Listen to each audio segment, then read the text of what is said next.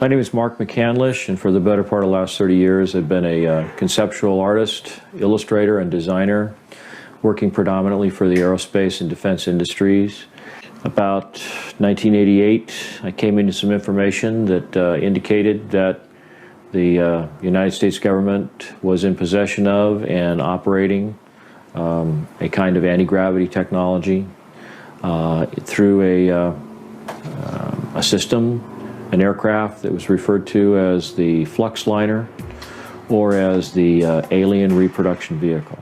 Hey folks, thanks for being here. So, I'm not going to introduce Mark because he's just done that himself, but I do just want to take a second to explain why this video means so much to me. This is going to be quite a roller coaster of facts and different theories. And I first became aware of Mark's work when I was little. I used to obsess over the awesome technical artwork that was in different science and aviation books and magazines, and that was his speciality. That led him to work for some incredibly tight circles, doing concept work for the likes of Rockwell and Grumman and Boeing and Lockheed, where often based on just a verbal description or a brief overview of the capabilities of a certain type of craft or vehicle, he would then produce incredibly detailed sketches and drawings, drawing from a huge knowledge of the most cutting-edge technical capabilities and components. This aided him in his story, which you're going to hear in this video. But I tried to contact Mark for an interview on the UAP Files podcast and was shocked to see that unfortunately he'd passed away some time ago. So I want this video to be just as much a tribute and a celebration of him as it is an investigation and a continuation of his work on his theory about the ARV, or Alien Reproduction Vehicle, or Flux Liner, as it was also known. So I hope you enjoy this. I hope you get something out of it. I'm going to sort of, by the end of the video, get into my own theories of what perhaps has led to the creation of this craft, and I hope you find it entertaining and informative. So, let's get into it. At the time, this was around 1985, 1986, and I had been freelancing for about 4 years at that point.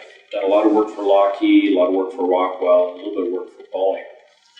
And so I was establishing a reputation and had occasion to talk to an awful lot of experts in the field, in various parts of the aerospace industry. So I had an idea of what was going on in terms of the technological development that was occurring in the industry at the time. Worked on some conceptual artwork showing cutaways of some of the weapon systems and how the components inside those weapon systems interrelated to one another. I was given a lot of information. Many times I was asked to create illustrations for clients based on just verbal descriptions of what they wanted to see, because a lot of it was conceptual artwork that was supposed to put across the idea that, say, a particular aircraft that they were designing was going to be extremely fast, so it had to have all the sort of dynamic characteristics of what a really fast aircraft would have. Mark had been asked to attend an event at Norton Air Force Base on the 12th of November 1988, an event which I have confirmed did take place, in which they were supposed to feature cutting-edge vehicles like the SR-71 Blackbirds and the Thunderbirds air display team, amongst others. He'd been asked there by his friend Brad. I did find out his surname, but in later interviews, Mark did say that he regretted mentioning as many names as he did in his Disclosure Project interview, so I'm going to leave it out, and we don't need to know it. But fair to say, he did work in the industry, and he is who he pertained to be. His friend Brad had said that he was going along there with a contractor who he was trying to introduce Mark to, as he was incredibly well known in the industry and had particularly good connections with prototype and experimental craft development, something which Mark specialised in the drawing of. But unfortunately, Mark had a last-minute contract offer to do some cover art and took that contract thinking he would just be missing a fairly run-of-the-mill air display. A few days after the event had taken place, Mark realised he still hadn't heard back from his friend, and so contacted him to inquire as to whether he'd had a good day, if his client had had a good day, if he'd got any work from it, and what exactly he'd seen. His friend Brad was incredibly sheepish with his answers. In fact, Mark said that he sounded quite depressed and quite almost shaky and quiet. So, pushing further, he was told the following. I got in to see a display that was a little more exclusive. It was something that was set aside for some top military brass and some top politicians with clearances. And the fellow I was with didn't realize at the time that certain items were going to be on display. And as soon as he realized that here I was without a clearance to see this stuff, he basically said, don't say anything, don't talk to anybody, we'll get out of here as soon as we can. Knowing that they both worked in the field of concept design and art for these vehicles that were cutting edge and prototypes, Mark didn't really see why he would seem subdued. So pushing further, Brad went into more detail and said that first of all they were led into a large hangar with a curtain across at the back. In the main room was the prototype for the Project Aurora. Also, there was a proposed concept to replace the A-10, which is still in use to this day after being introduced in the 60s and is virtually unbeatable.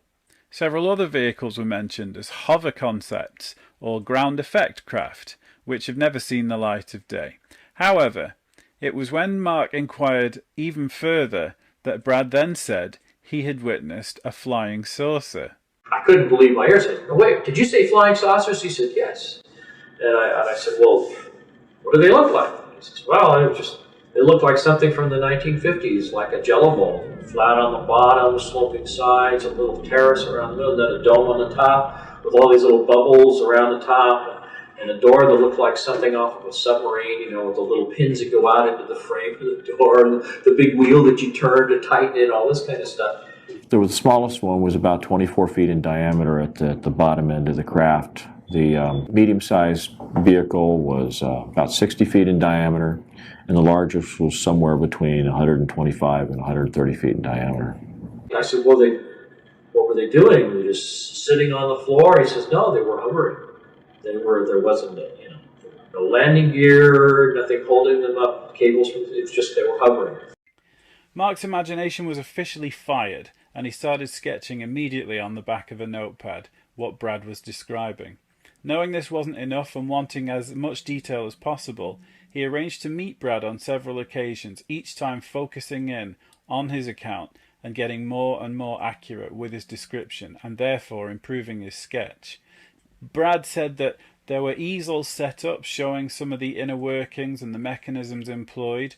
There was a video showing one hovering around before shooting off into the distance, and even one of the craft had several of the panels removed so that you could see the inside, see the inner workings, and see lots of the technology, which was mainly available at the present time to consumers and the public, however used in this incredibly exotic way.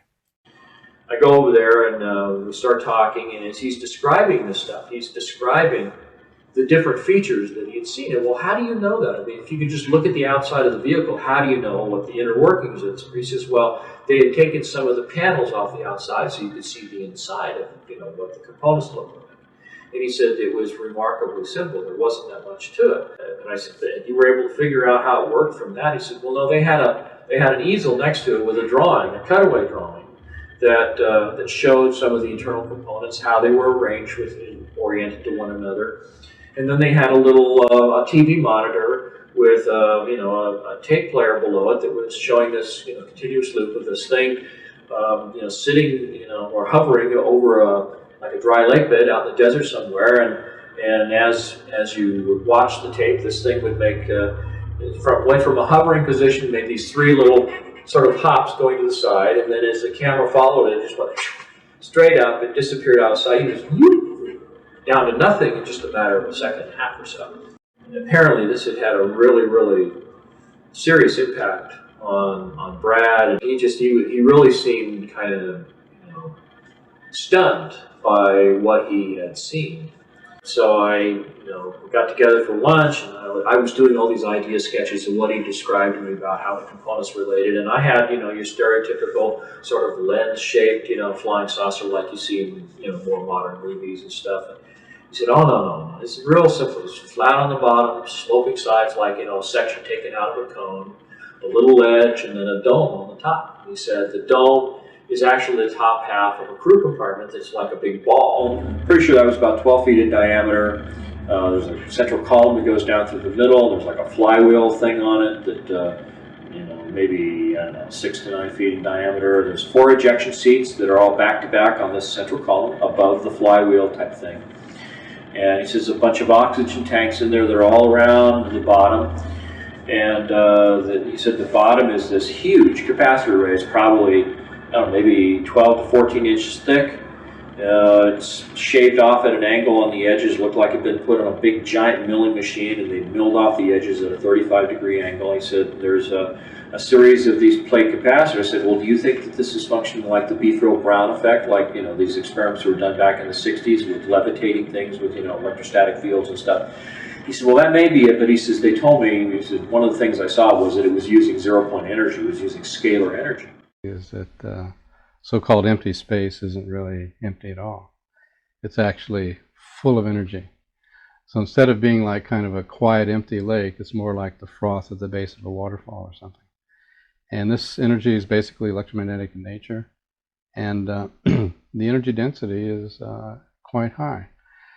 In fact, it's so high that when it was first discovered mathematically, it was thought to be some kind of artifact of the mathematics. But then as time went on, there were even Nobel Prize winning experiments that showed that this energy in so-called empty space was really there.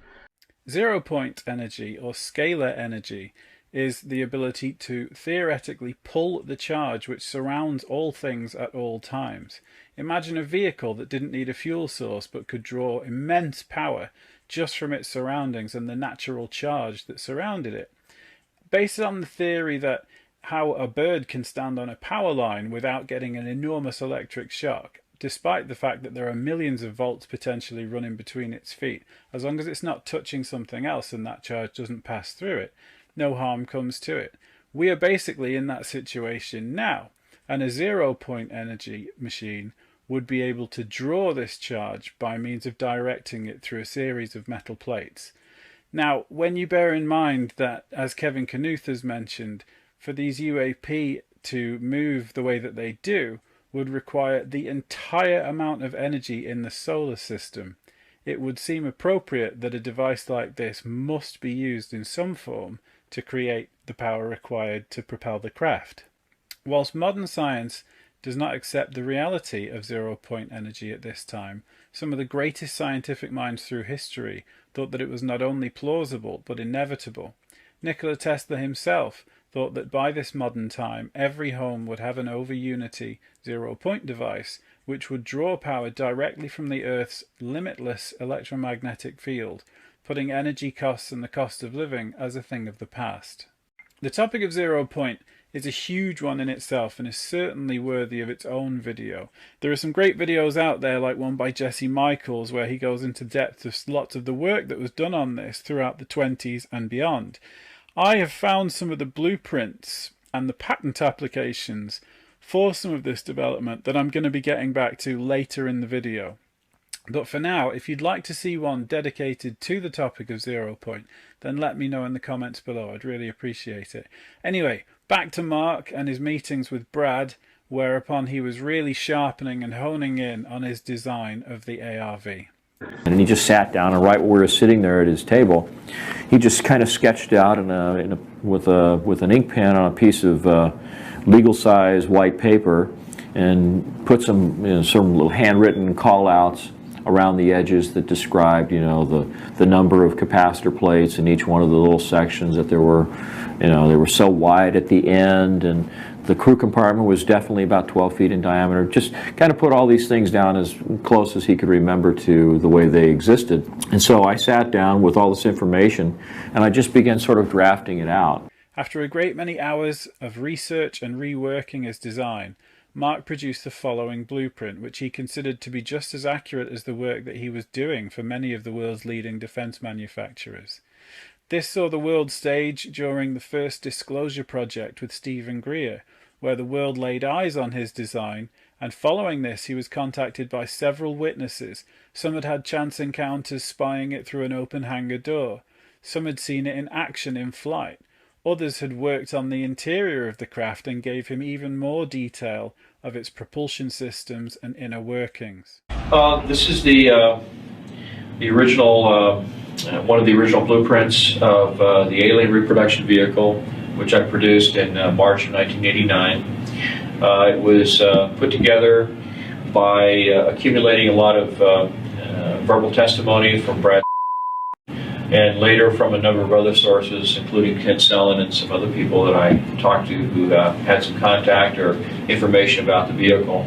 I obtained photographs that were taken in 1967 by a military pilot, Harvey Williams, flying a C-47 for the Air Force at 12,000 feet, approximately 25 miles southwest of Provo, Utah.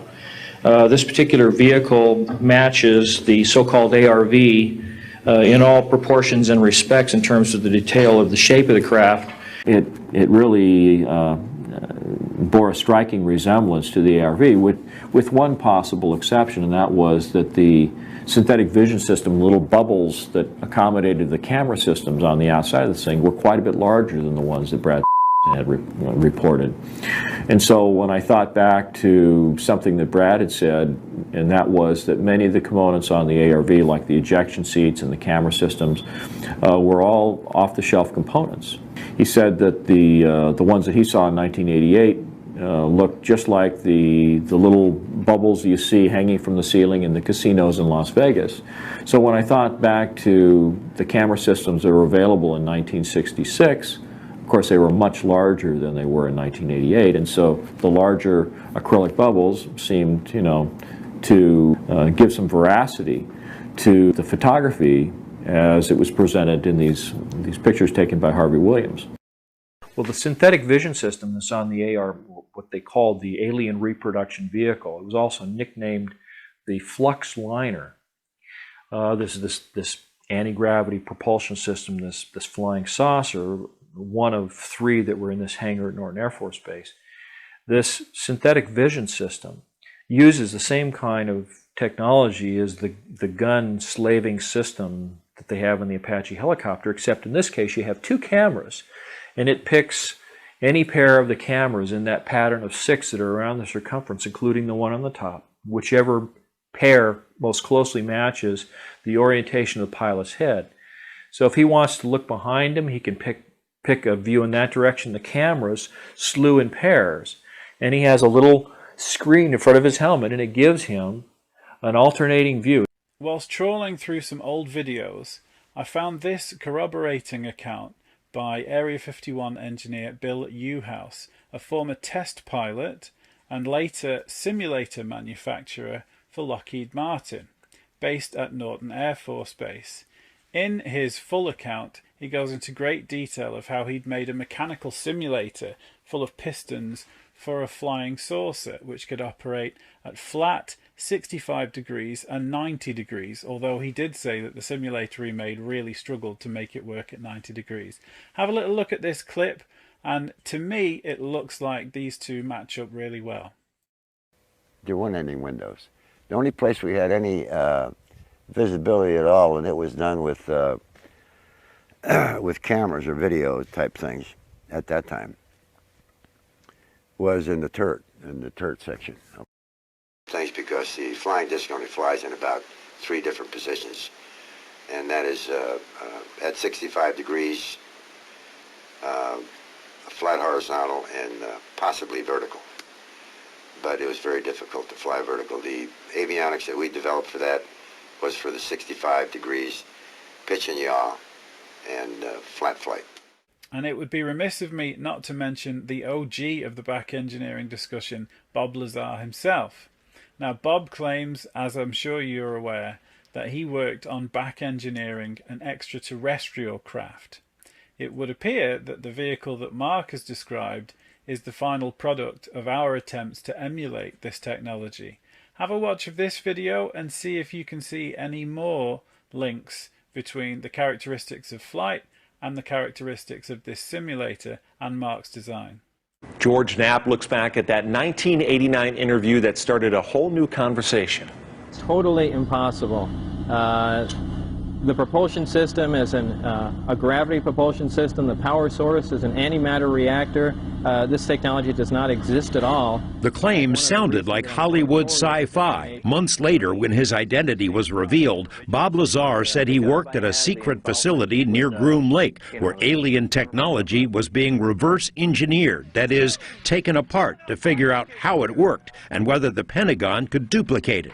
This is the simple drawing he made at the time. Here now I had access and was permitted to view and look at the operation of this main level with the gravity amplifiers and the level below. The premise seems less preposterous now. In a new documentary about Lazar, he describes in detail the spacecraft he worked on 30 years ago.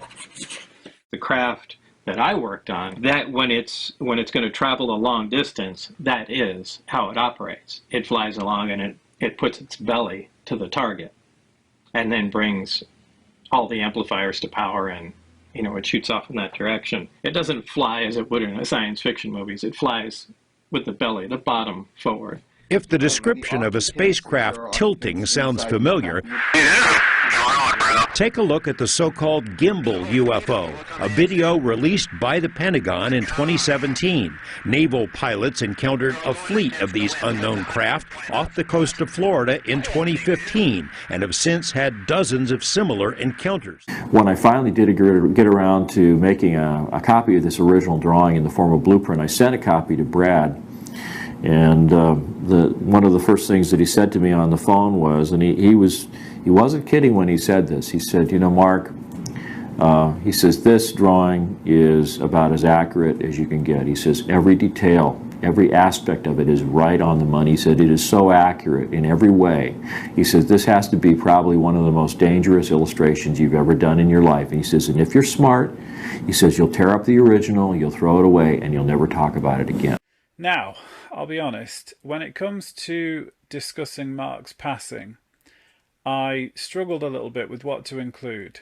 Now, I'll be totally honest, I've read the coroner's report and I don't feel it's respectful or constructive to speculate any further on anything that could have happened to him.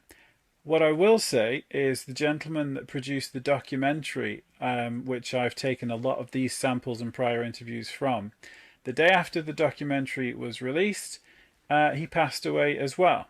And the post-mortem of his body showed that he unfortunately contained a great deal of different isotopes, suggesting that he was poisoned or some form of foul play had taken place.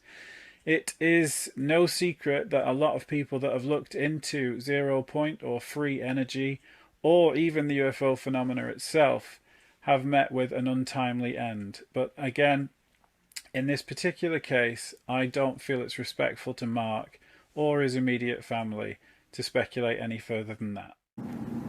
I can only say that all the people who've sought to figure out what's going on using the Freedom of Information Act have kind of overlooked the fact that if this was a purely corporate endeavor and not a government-sanctioned endeavor, that it may be one way in which the technology can be completely overlooked and skirt the reach of the Freedom of Information Act. Because if it's considered trade secret or corporate property, so to speak, or controlled by corporations, it may be possible that they could keep this secret for a very long time. One of the things that was mentioned in the Arrow report was the fact that as part of their supposed investigation, there were certain named companies that were alleged to be experimenting on alien technology. And there were witnesses that went to Arrow and gave this evidence. Arrow said, quote, Arrow has found no evidence that US companies ever possessed off-world technology. The executives, scientists, and chief technology officers of the companies named by interviewees met with the director of Arrow and denied on the record that they have ever recovered, possessed, or engaged in reverse engineering of extraterrestrial technology. Now, I'm going to call them out, as will others very soon, on that lie. Northrop Grumman, Lockheed Martin, and others, you are lying. And we know you're lying because we're talking to people inside your organizations who say you're lying. Sadly, Mark didn't live to see the recent revelations from brave whistleblowers such as David Grush, Ryan Graves, and Lou Elizondo, who have testified to Congress and brought forth information that the US government, by means of the Office of Global Access, has been securing exotic technology and sequestering it to third-party military contractors for their own research. By employing these strategies, the government is able to employ an incredible level of secrecy and lack of oversight to its activities. By giving exotic technology to a third-party corporation such as Lockheed Martin, Raytheon, or Boeing, for example, they are exempt from the Freedom of Information Act, which means that even Congress, apart from the Gang of Eight, as they're known, would be completely unaware of these special access or unacknowledged special access programs. When you consider acts such as the Schumer Amendment, which would have allowed whistleblowers to come through and testify with almost total impunity, was badly overwritten, and you consider the power of lobbying that these corporations have to their relevant senators, it's very worth investigating which senators voted against the Whistleblower Act passing through Congress. Here's another clip of Mark discussing the Aurora prototype. I really wish I'd had this in time for my video about black triangles, but bear in mind this is 1988. The Gulf War was 1990 or 1991, I think, so it slots in perfectly with the theories that I had in that video. But what I want you to focus on is how he describes the technology, which still in 2024 sounds cutting edge. There was the losing prototype from the B-2 stealth bomber competition. They also had what was called the Lockheed Pulsar, nicknamed the Aurora, and it was described as being a large, sort of a flattened out football shape, all black, all covered with tiles, very much like the space shuttle. Had 3 landing gear, had two large main gear underneath the aircraft, 2 tires on each side, and a long spindly sort of nose gear under the nose, very, very long. It didn't appear to have a cockpit of any kind. It instead had a kind of synthetic vision system. It looked like a couple of those little mirrored balls that you see on the lawns back east in New England on either side, and these were infrared seeker heads. Again, after his testimony, Mark bumped into a test pilot who had encountered this craft during a flight over Nevada one day. Said that he came out of the clouds middle of the afternoon, and below him and to his left was this black diamond-shaped aircraft, flattened football shape. But this one had a cockpit on, a little canopy, had a vertical stabilizer above and vertical stabilizer below, and it had a couple of little like NACA ducts for the inlets for the jet engines, and then a couple little openings in the back, kind of like the ones on the stealth fighter, you know, where they spread the exhaust stream out so that it disperses the heat, allows the heat signature of the plane to be dropped off dramatically so they're not susceptible to heat-seeking missiles and things of that kind. But this pilot, in recounting the story to Hal McCormick, says that he called his ground controller and said, "Why didn't you tell me there's other traffic in my area? Why didn't you tell me that there's somebody else here?" And they said, "Well, because there is nobody else there." And he said, "Well, the hell there isn't. I can see him right here, and the plane looks like this. It's black and diamond-shaped and has 2 tails." And with that, this thing banked away from him, hit the afterburners, and took off and disappeared in the clouds. And the next thing that happened was he got a call from the ground control unit, which just happened to be the tower at Nellis Air Force Base, and it said, "Divert to Nellis, land, stay in the aircraft, don't depart the aircraft. Someone will meet you there." So he immediately diverted to Nellis, landed the plane, waited until some MPs came out, and they took him out of the plane, handcuffed him, put him in the plane, and then they spent several days talking to him about the aircraft that he did not see. And so this all kind of came full circle for me, but the the thing that Brad said when he described this Aurora type aircraft in this hangar, along with these other unusual vehicles, was that it employed a very unusual kind of technology. That it had two propulsion systems, not just one.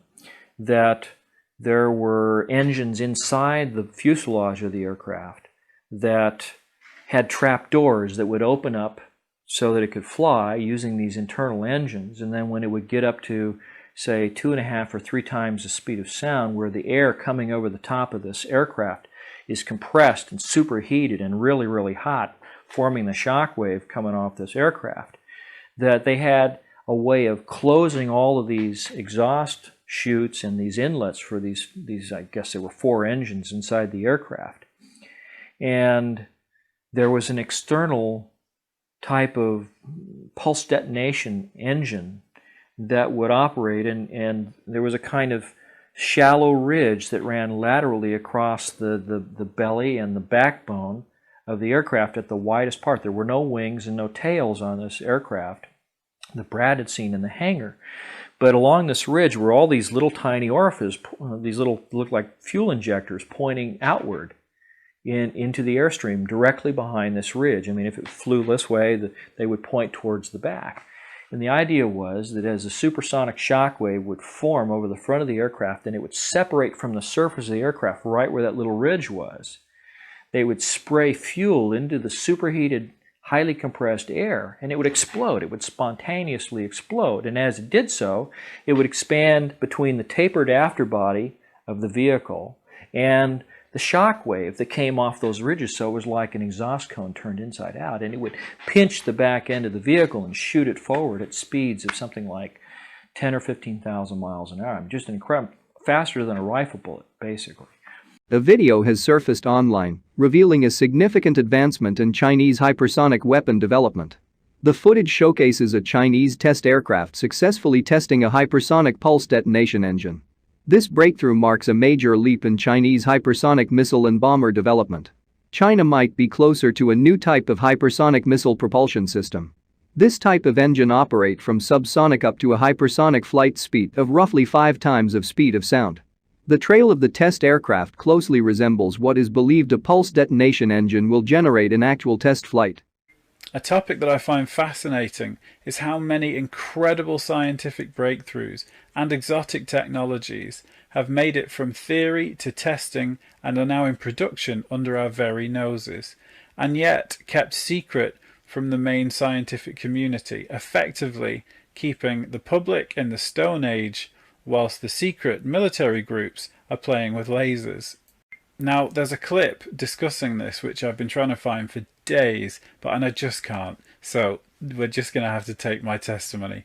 But it was either Nick Cook, who was the editor of Jane's Defence Weekly, or Ross Coulthard, the legendary investigative journalist, talking about the B-2 Spirit bomber. Now, apparently, its performance capabilities far outstretch the proposed parts that it's built from, relying on just conventional engines.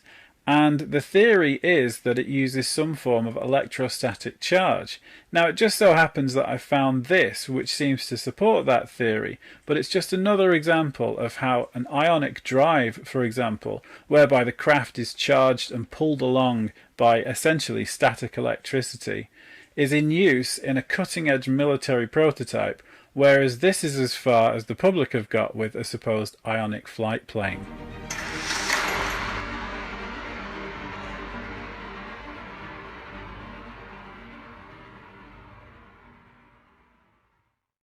This slide's taken from a presentation done by Nick Cook, who I mentioned earlier, where he talks about how Glenn L. Martin Aircraft, Bell Aircraft and the Lear Company were all working on anti-gravity engines.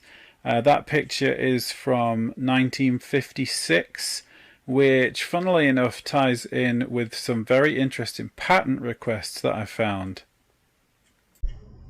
There's some incredibly in-depth documentaries out there about the works of Babson and Banson, to name but a few. Jesse Michaels goes into great detail on his channel, but also Kurt Jaimungal on the Theories of Everything has discussed this in fantastic detail. Obviously, I haven't got much of a scientific mind. I was playing more of the internet detective, but some of these patents and blueprints that you'll see here are absolutely fascinating. Take this one from 1963 for a means of electrostatic propulsion for a vehicle. Now, I'm not going to go through all of these in their full granular detail, but what I will do is put a link in the description of this video to all of these patents and applications, and to Mark's original blueprint for the ARV, so that you can download them yourself and study them. This one for a portable plasma generator from 1964, and yet the public have never seen it. So did it fail? Or is it in use in exotic technology? This one for generating masses of hot ionized gas and amplifying random fluctuations might be ideal on a craft such as the B-2 for its ionic drive. This one showing an electrodynamic field generator. Exactly the kind of thing that Mark describes in the Fluxliner. And when we get down to the diagrams of what this proposed vehicle would look like, you may notice a familiar shape. Also, it shows the electromagnetic fields and how they interact on the craft, showing the toroidal shape or heart shape that Bob Lazar describes in his description of how his craft operated. The biggest smoking gun, however, is this one, from 1967, submitted by J.F. King. Notice the magnetic wave generators, as described by Bob Lazar perfectly, the rotating, I think it was magnesium, but two oppositely spinning metal plates to create the electromagnetic field. Again, Mark showed this perfectly in his diagram, showing the angle and tilt of flight as well. And in the description of this, as a magnetohydrodynamic propulsion apparatus, describes specifically that this is for use in an aircraft.